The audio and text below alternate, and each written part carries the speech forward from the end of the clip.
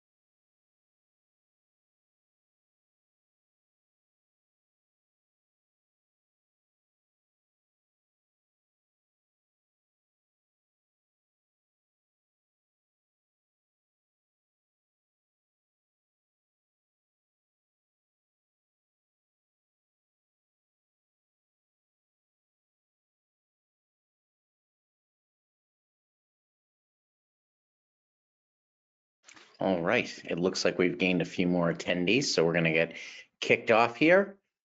So once again, super excited to have you here for our May webinar from 12 Points Business Advisors, retaining key employees, how to solve one of business owners' toughest dilemmas. As a business owner, I certainly know that. So if you don't know me, I'm Dave Clayman. I'm the CEO and co-founder of 12 Points brand of companies. And we love to work with business owners who want to intentionally design their legacy. So, and I am thrilled today to be joined by Rita Ryan. Rita is the CFO and lead of M Plus Family Office Practice. She focuses on providing high net worth individuals with tax, business, and wealth preservation planning. As an experienced attorney with over 15 years in the industry, she clearly started when she was 12. Rita focuses on corporate structuring and succession strategies, planning for international investments and families living or relocating abroad, multi-jurisdictional estate planning. She wanted to test my English there, and protection planning. Prior to joining M+, Rita launched and led the international tax services practice at Wolf & Co. She also teaches at the graduate tax program at BU's School of Law and has recorded several tax and planning podcasts for LumaQ. In her free time, Rita can be found riding cross country with her boyfriend Jason on their Harley or running along the Charles in Boston. And besides that, she's a pretty awesome person. Rita, we're very honored to have you join us today and very appreciative of your time. Thanks for being here. Absolutely, Dave. Thanks for having me. I'm excited to be here and get to talk to everybody today. Awesome. All right. So I guess first I would ask, how did you first become interested in employee retention as a core discipline? So it kind of started with having issues with younger employees being engaged. So it didn't start as retention, it started as engagement, and why they didn't want to work. And in my initial opinion, work so hard, and why weren't they putting in the hours? I was just trying to understand it more, and it kind of sort of blossomed into an understanding of what they were looking for in an employer. And that moved towards, well, how do we keep them then? If we're having issues, with them working, what does that mean for us? What does that mean for us as a business? But also, how do we keep them if they're not happy with what we're trying to accomplish? And then I just dug in from there, and it's kind of become part and parcel with the work that I do. Awesome. And I know this isn't on our list of questions, but you raised it now. What did you find employees did want that made a difference for them? What were they looking for primarily? So employees were looking for what I am terming job satisfaction. They were not looking for loyalty, which, my generation and the one before mine, that's what I think all of our professors, all of our parents instilled in us. You have loyalty to the company you work for, but with loyalty comes lot of long hours, maybe not getting the compensation you want or the recognition you want. And what the younger generation saw was mom and dad weren't home or brother and sister weren't home. when I needed to go to a baseball game, they weren't at my recitals, and I don't want to do that. So they're not technically looking for loyalty, but they're looking for satisfaction. They want challenges, they want growth opportunities. They just don't want to be sort of dumped on with work. They want good work. They want interesting work. They want to rise, and they want the appreciation. So yes, it goes hand in hand with long hours sometimes, but it's a shift in focus for us folks that are in leadership roles. How do we show our business a little bit differently to them?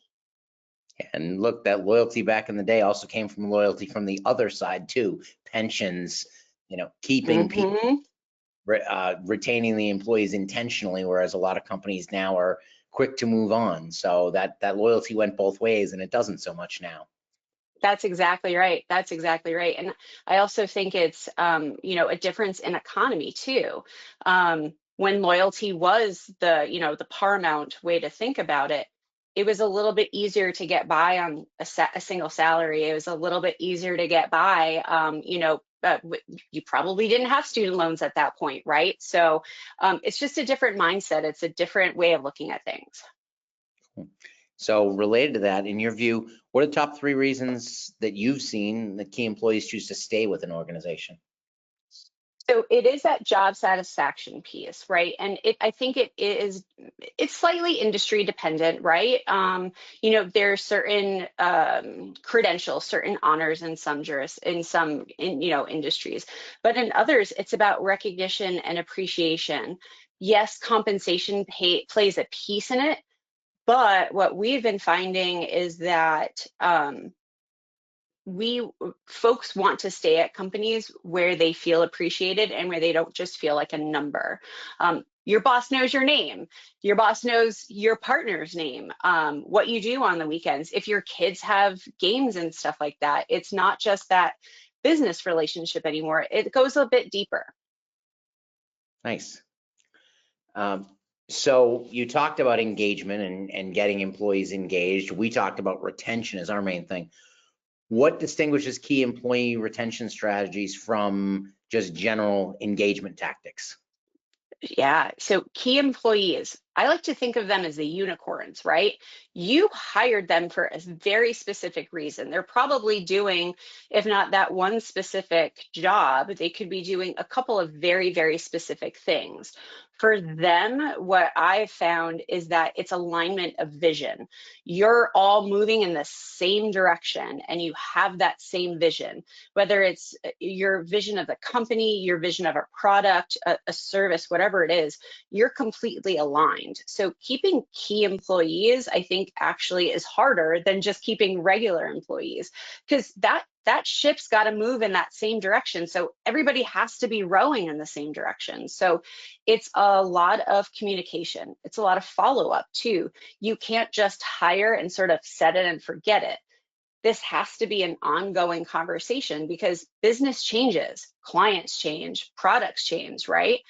Everything needs to change to meet with it. And if you're not meeting with those key employees, you're missing out on a piece of your business. And you'll be surprised when they're like, oh, yeah, we're just not aligned anymore. And it's bye. You don't want to be surprised. That's the whole point. Key employees leave, right? It's the key man problem we talk about in our industries. You have to solve for that, right? And one of the solves is you have to know how they're feeling. You have to check their pulse on things. So I think it's way harder to keep key employees than it is regular employees. Yeah, and I think it's that your Simon Sinek why, what does your brand stand for, all those things. That's that I think you're talking about. That's exactly right. It is the why behind it. From my standpoint, one of the things that I focus a lot on is education. I love teaching my clients about things because smart clients make really smart decisions.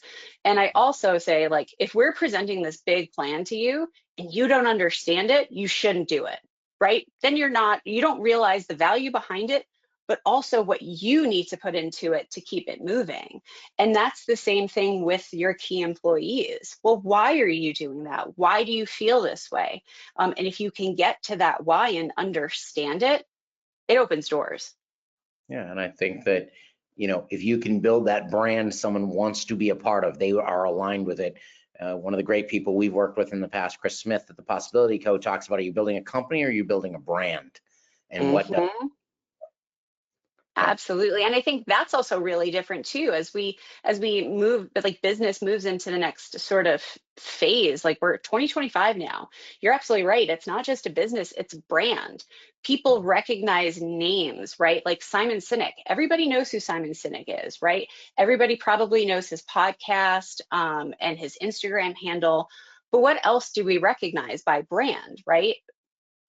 A lot of items. Think about Nike. Think about their catchphrase, just do it, right? That's their brand. What if their folks aren't aligned with that, right? What if they're like, it could be like, we don't mind coming in second, different mindset shift, right? So you have to all be going in the same way. Yeah, and they've had questionable campaigns over the years that have gotten them in trouble, and Yes, that they have. take it off brand, but when you see that swoosh, you don't even need to see the just do it. You know what that slogan is and you know what company we're talking about. That's it. That's exactly right. Yeah, so getting those key employees to say, I want to be a part of that, I want to be associated with that, is great. In your work in retaining key employees, do you leverage any predictive analytics or AI to identify flight risks among the key talent? Have you guys done any of that? So we haven't utilized AI to do it yet, but we have utilized data gathering, right? So those pulse surveys. And what we have found is that analyzing the data internally, right, with our team rather than putting it through AI, is that it doesn't become a decision tool. It's a decision support tool, right? So you're not being told who's a flight risk and who you need to look out for, but you're getting a better understanding of the data and what you might need to do, because it's not just identifying who's the flight risk, right? It's identifying why they're the flight risk and understanding if they're the person that you don't want to leave. And so what do you do to support that?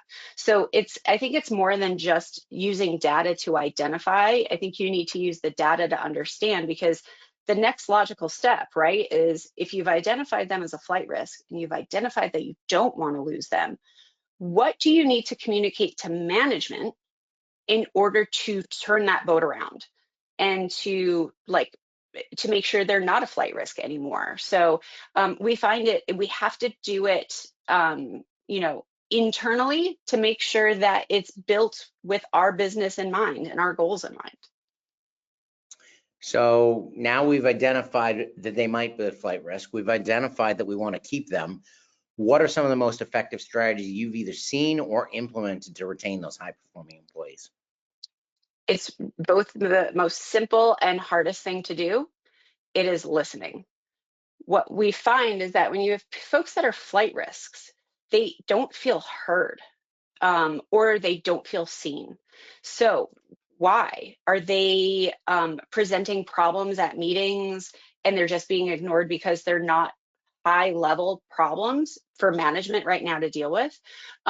It's understanding why they feel this way. So I find that, over the course of a couple meetings, and when I say meetings, it could be a drink, it could be over lunch, it could be something outside of the office. I do feel like outside of the office gets more personal because you're not sort of in that office framework. But if you can just listen to them and truly understand like what's going on, that's the next step, because you can fill in a lot of missing pieces if you ask some open-ended questions and let that person talk. It's like filling the silence, right?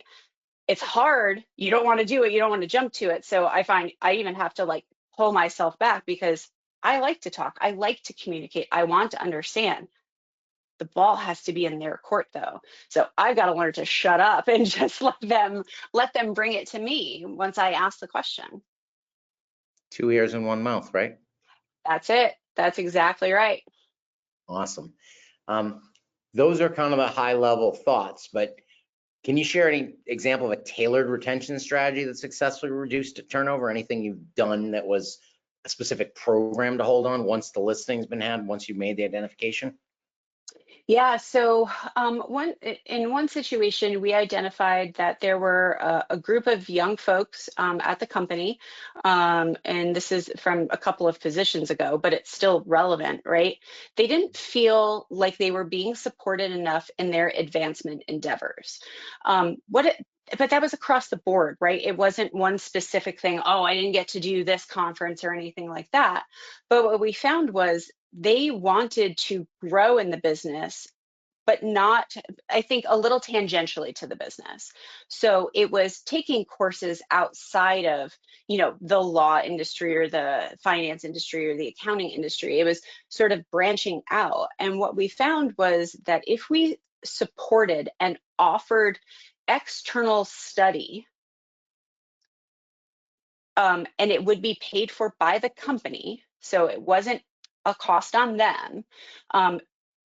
Did some of it count for CP requirements, CLE requirements? Yeah, absolutely. But the cost didn't fall on them.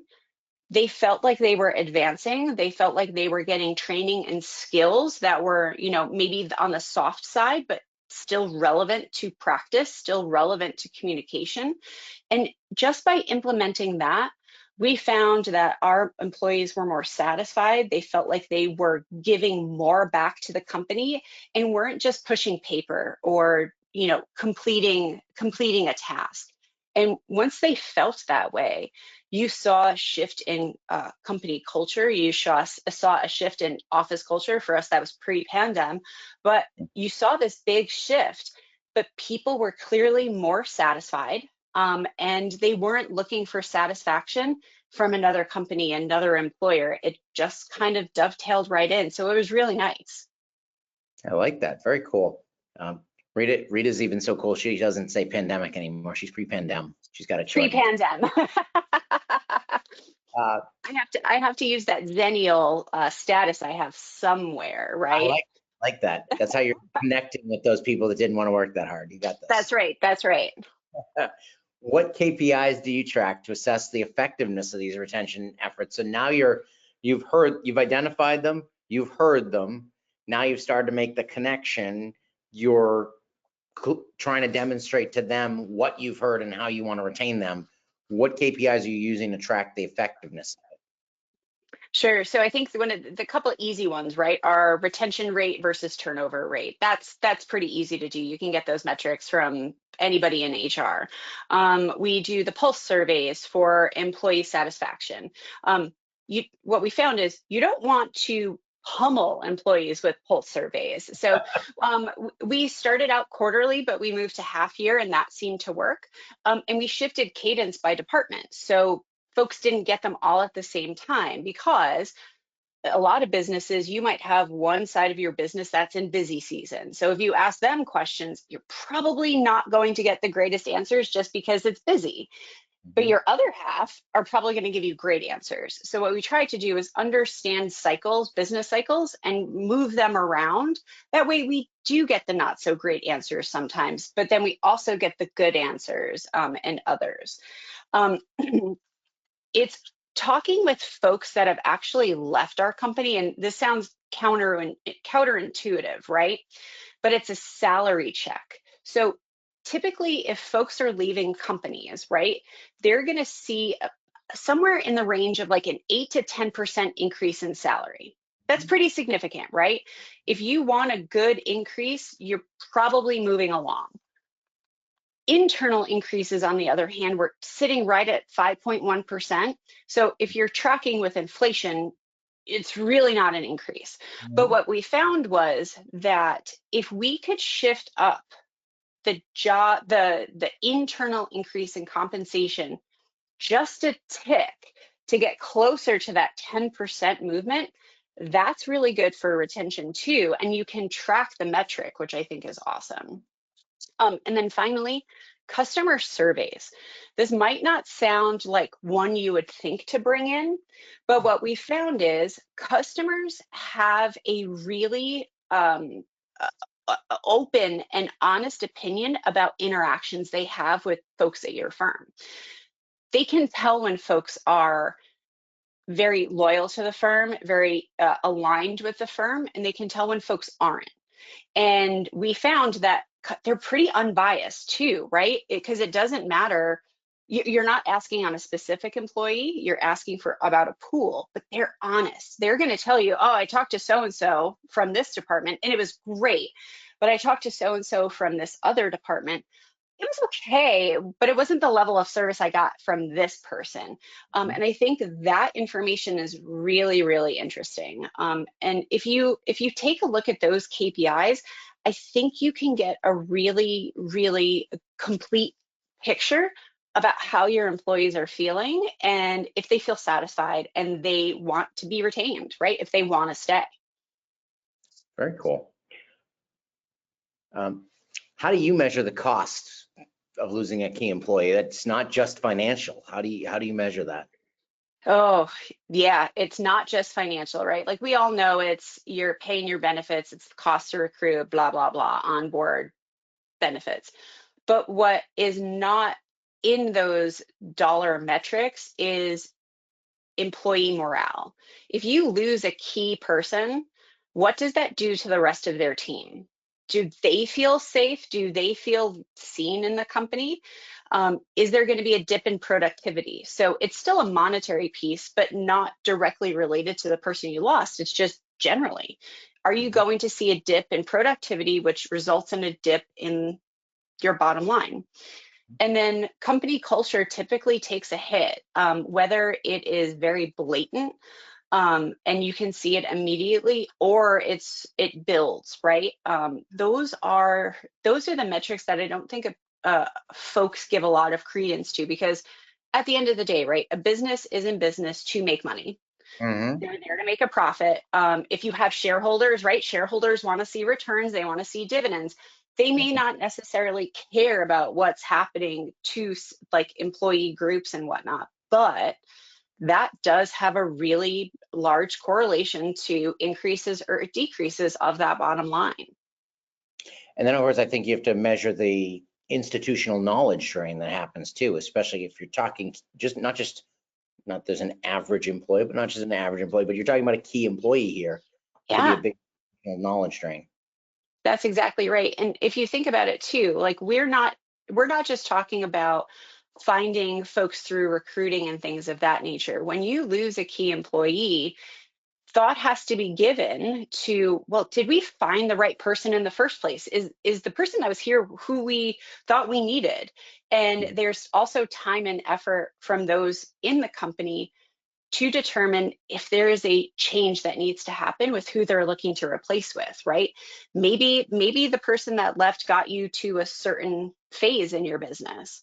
Well, is the next person going to continue that phase? Do you want more of a visionary to look forward in certain things? Do you want to shift tactics into more technology, AI based things? So it's even that cost too, because now all of a sudden you have probably a management team going, oh, we have to come up with a different person now, a different idea of who we wanted. So it's tough. Yeah, it's such a big challenge. Did we do it wrong? Was it just something that we couldn't have handled anyway, but as the right person? Who could they take with them from an employee or a client standpoint? All those things. Hmm. That's right. I was going to say, and if you think about that, can they take people with them? Then you open up that cost of, well, did we shore up things on the legal side, right? Like, do we have our agreements in place? What did we make them sign? Like all of that. And it takes its toll. Had to cue up the lawyer there. What Always. Well, I think this one's a little bit obvious based on our backgrounds, as you appear to be in your home and I'm in an office, but what changes did you implement in response to the shift toward remote and hybrid work environments, or what have you seen from clients, your own company?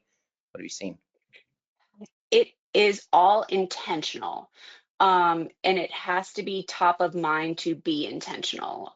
For remote work to work, for distributed work to work, and to retain a company culture, there needs to be a plan. There needs to be a direction, a map, whatever you want to call it, to follow. It doesn't just happen on accident. What we found is if folks didn't receive at least 2 to 3 touch points a day, and by touch points, communication, they didn't feel like they were part of the team. 2 to 3 touch points is actually pretty low. I thought it would be higher, but having Zoom conversations at the beginning was exhausting, right? We weren't used to Zoom. We weren't used to being on. It's a different kind of on if you're then when you're in the office, but you need that communication. So 2 to 3 touch points a day. We found that having online based recognition systems. So having not a leaderboard, but a recognition board of sorts where you could go in and recognize employees for their efforts in client retention, a client project, whatever it is. And you could put it up on a board. So everybody saw it when they logged in the next day, right? It was out there for people to see and to see, hey, we are still communicating here.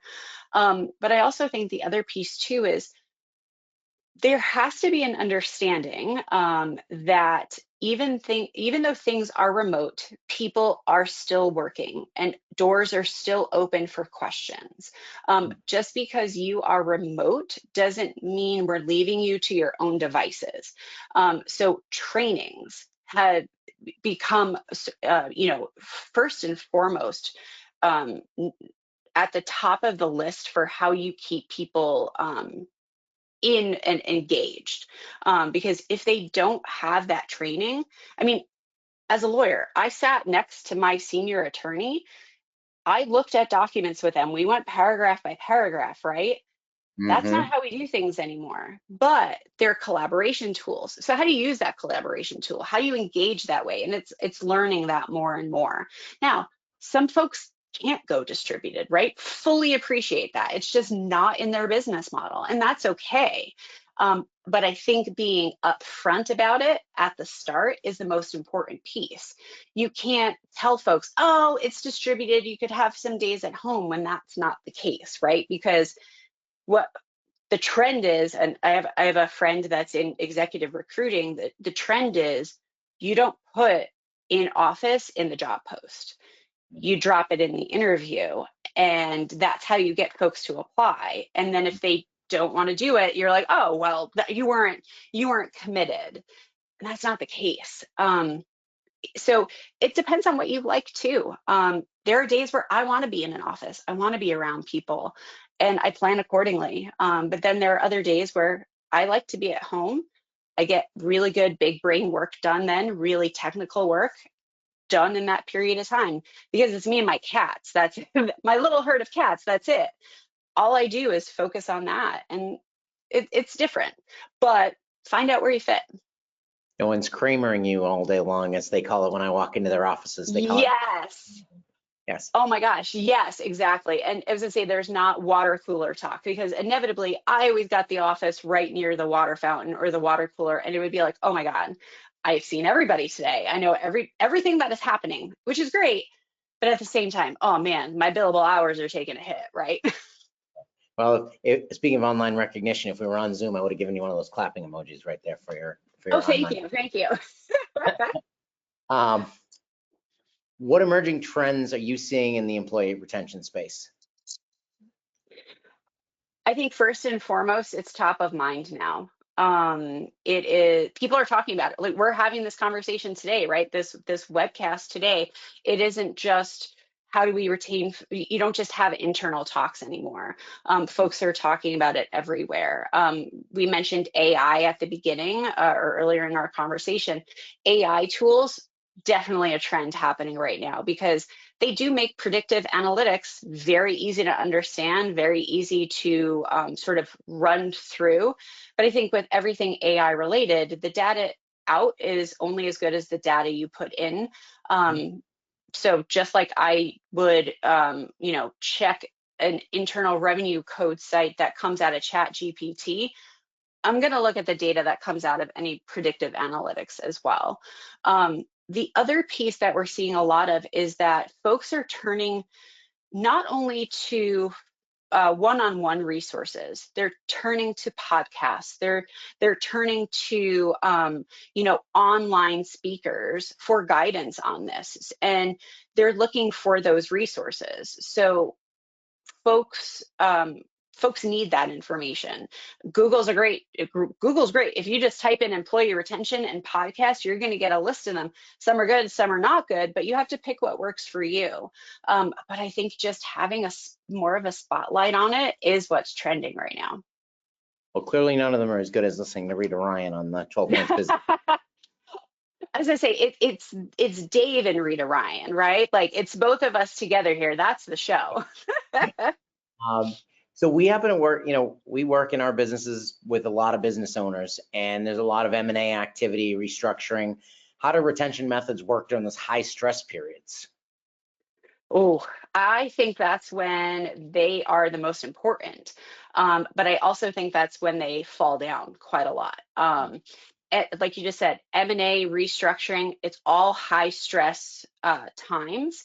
And what we find is that leadership is so focused on the transition, on the steps to do the transition, that they miss the communication.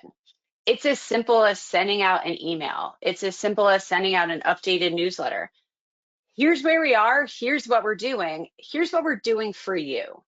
I think you have to take a step back and realize that it's not just companies merging, it's not just companies changing, it's people changing too.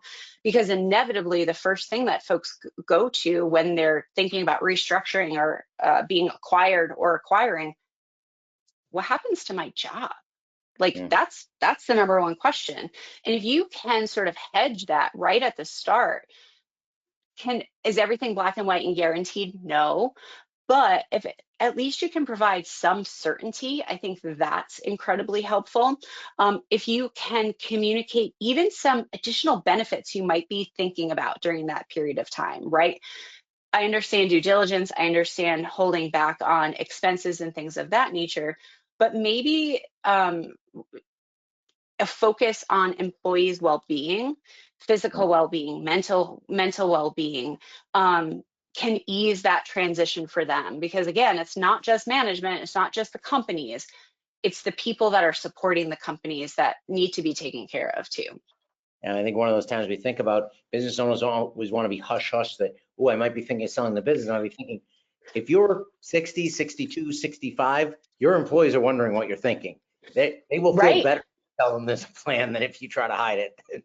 Oh my gosh, absolutely, right? Like, and I think folks are very intuitive too, right? If you've been with a company for a long period of time, you can start telling when folks are stressed.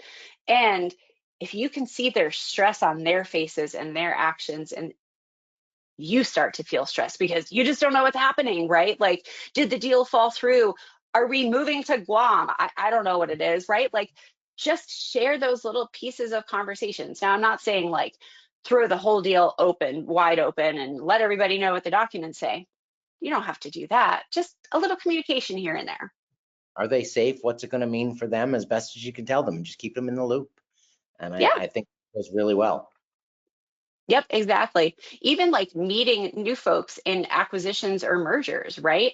The sooner you can get faces to the people that are going to be joining your company, I think that makes it better too.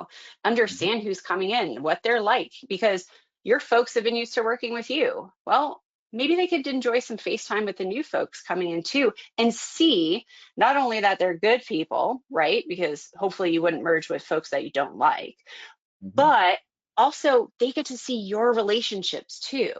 And if it's collegial and there's camaraderie, that smooths down a lot of waves that are happening internally.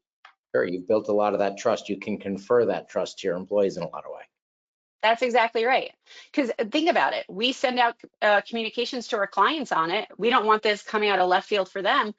Let's give our employees the same courtesy. Yeah.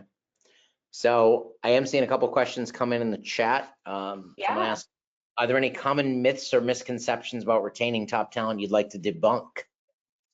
Yeah, that money is the only thing that's going to keep people. I've heard that all the time, and I've actually had it said to me too, when I've voiced concern about and potentially leaving a company. And literally the quote was, well, what can I pay you to stay? If you're talking to folks about leaving, the pay, yeah, it's great, but money doesn't drive everybody.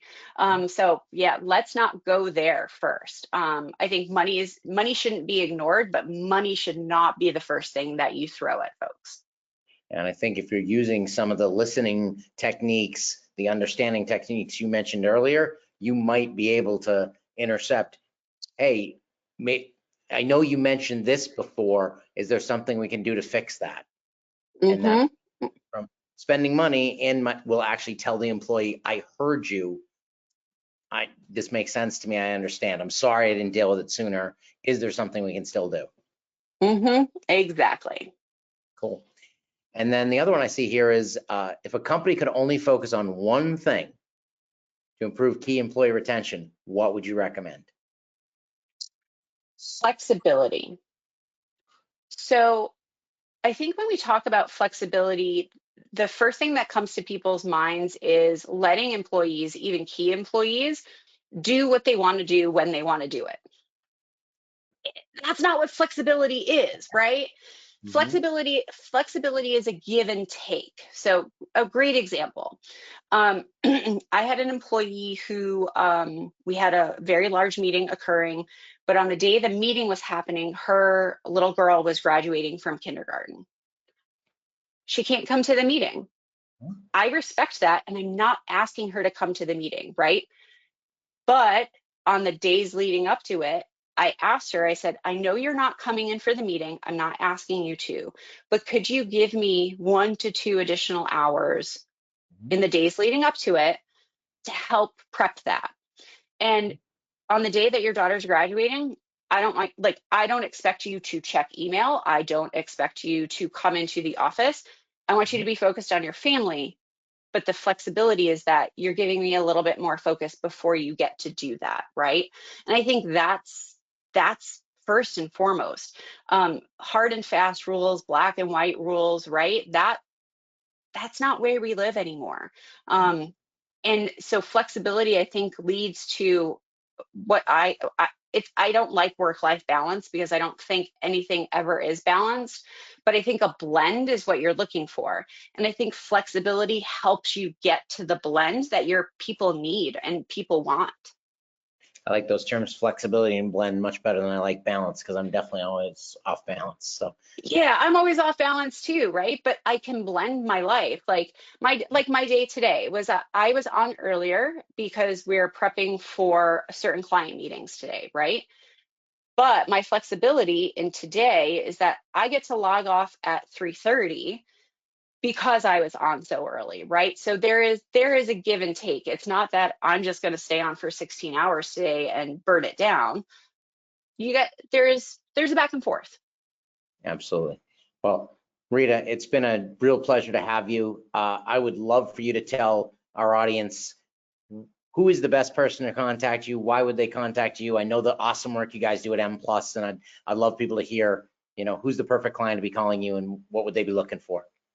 Yeah, absolutely. Thanks, Dave. So over at M Plus, we work with premium financing and planning for high net worth individuals. So we're looking for business owners, anybody in transition. We have the 10-1-1 rule. So 10 million in net worth, 1 million of liquid assets, 1 million of other assets that could be used for collateralization. That would be the perfect blend. And then, as Dave alluded to earlier, I focus a lot on international. So specifically in my area, don't shy away from anybody that's crossing borders, product crossing borders, or investment crossing borders. That's right in our wheelhouse as well. Awesome. And how does someone get in touch with you, Rita? You can shoot me an email at rita@madonplus.com, or reach me via text because I have my phone with me, 617-893-7729. And for anyone who doesn't know, but Madan Plus is MADAN plus.com. So they're awesome partners of ours. As we mentioned, we love working with business owners who want to intentionally design their legacy. Part of that is ensuring that their insurance plans are in place to protect themselves, their family, and the people and causes they care about. So we love partnering with Madan Plus. And we actually only know each other because we met through the Legacy Advisor Network. So little plug, if you're a business owner who might have a problem anywhere in this country that they might need solved, you can look for the Legacy Advisor Network at legacyadvisornetwork.com. Reach out, and we are confident there's an advisor who can solve whatever problem you may have. So absolutely. We love working with land. We love working with 12 points, and it's a great way to meet other folks that are in the same space as you, but might do some different things. You'll find somebody in there that can absolutely help you service your clients and their business needs. awesome. Rita, thanks very much for your time. Enjoy that 3:30 log off, and we'll talk again soon. Thanks so much, Dave. Appreciate it. Have a great day, everyone. Thank you. Thanks everyone for joining us.